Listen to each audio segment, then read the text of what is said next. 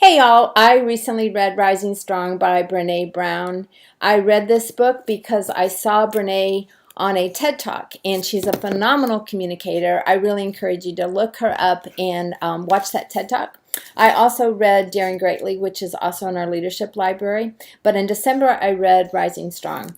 This book has really changed a lot of things about how I think about circumstances in my life. And she walks through a process for rising strong that has three components to it. One is the reckoning, which is walking into our story, recognizing our emotions, getting curious about what we're feeling, why we're feeling what we're feeling, and what we're feeling when things happen to us, when we get hurt, when we fail at something we've attempted to do.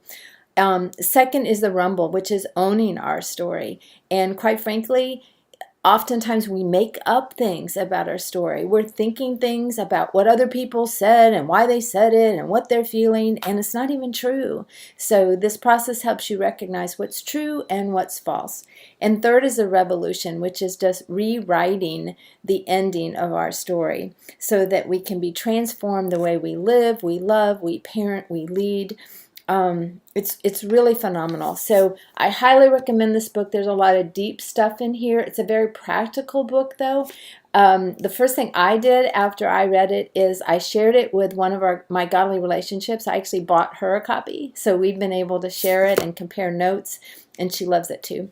And the other thing I would recommend is this is one of these books that you don't just leave on the shelf. I pull it down and look at it. When things happen in life, I go to this book to try to help me process it. So I recommend you read it. I also recommend that after you get it out of the lending library, that you might also want to just buy your own copy and keep it. Okay? So thanks. I hope you enjoy.